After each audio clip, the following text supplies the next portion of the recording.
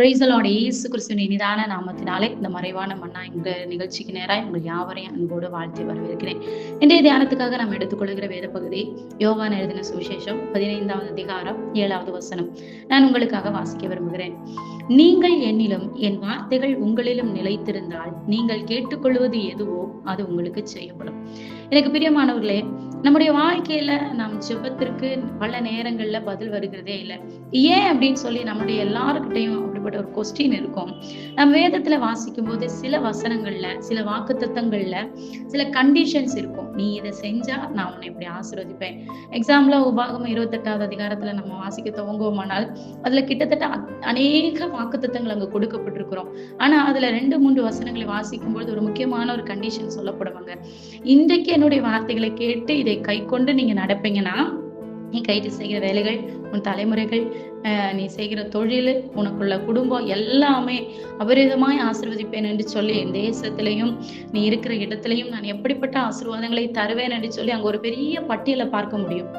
அங்கே condition base படிதான். நீ இதன்படி நடப்பாயானால், இந்த வார்த்தைகளை நீ கை கொள்ளுவாயானால் இப்பொழுது சொல்லப்படுகிற ஆசீர்வாதங்கள் எல்லாம் உன் மீது உனக்கு பலிக்கும் அப்படின்னு சொல்லப்படுகிறது.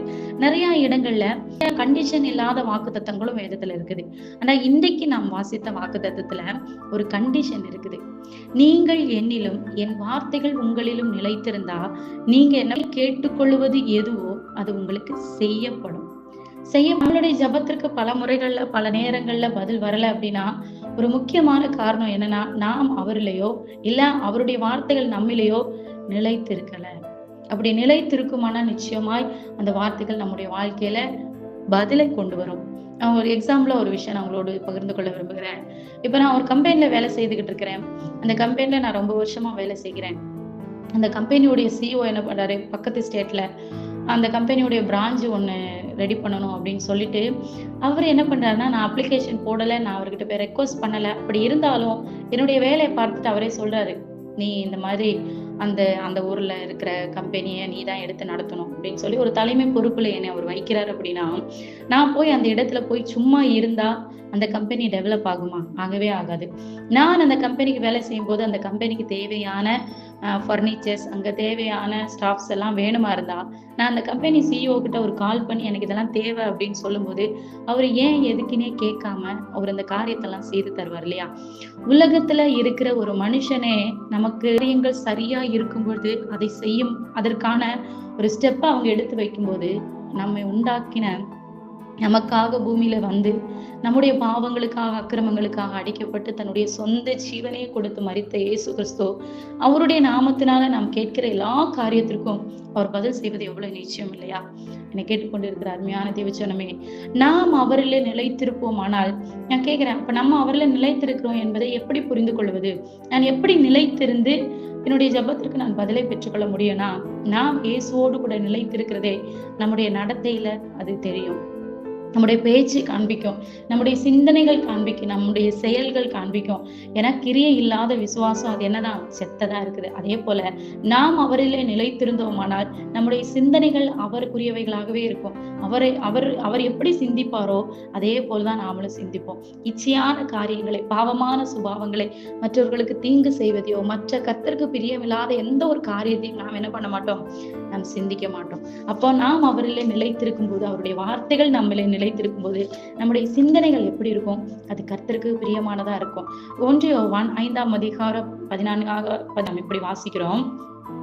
சித்தம் இன்னதென்று அறிந்து ஜெபிப்போமானால் நம்முடைய ஜெபத்திற்கு பதில் வருமா? அப்போ நாம் அவரிலையும் அவருடைய வார்த்தை நம்மளே நிலைத்திருக்குமானால் நாம் என்னதான் பண்ணிருப்போம்? கிறிஸ்து நம்மள நிலைத்திருக்கும் போது அவருடைய சுபாவம் இன்னதென்றும் அவருடைய சித்தம் என்னதென்றும் நாம் அறிந்தவர்களா இருப்போம்.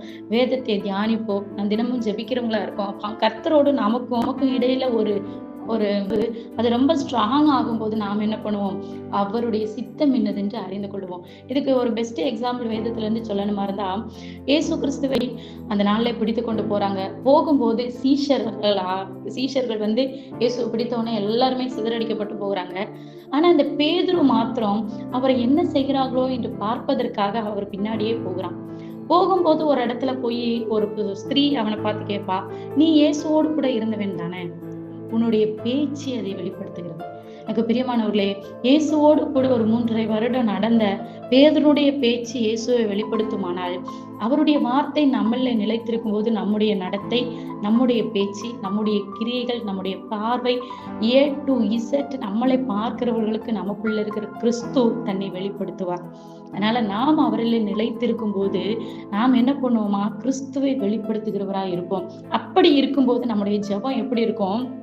யாக்கோபு 4:3 வாசிக்கிறோம், நம்முடைய இச்சைகளை நிறைவேற்றும்படி தகாத விதமா கேட்கறதுனாலதான் பல நேரத்துல பதில் வரலையாம். நம்ம எப்படி இருக்கிறோம்? இயேசு கிறிஸ்துவனுடைய வார்த்தைகளை கேட்டு நான் முன்னாடியே சொன்ன பாரு, இயேசு கிறிஸ்துக்களை நாம் நிலைத்திருந்த நம்முடைய சிந்தனைகள், நம்முடைய பேச்சு, நம்முடைய கிரியைகள் எல்லாமே அவரை போல மாறும்போது நம்முடைய ஜெபம் எப்படி இருக்கும்? இங்க நம்ம வாசித்தது போல நம்முடைய இச்சையின் பிரகாரமா நம்முடைய ஜெபம் இருக்காது. அப்பதான் எப்படி இருக்கும்? நம்ம 1 யோவான்ல வாசித்தது போல அவருடைய சித்தம் இன்னதென்று அறிந்து நாம் ஜெபிப்போம்.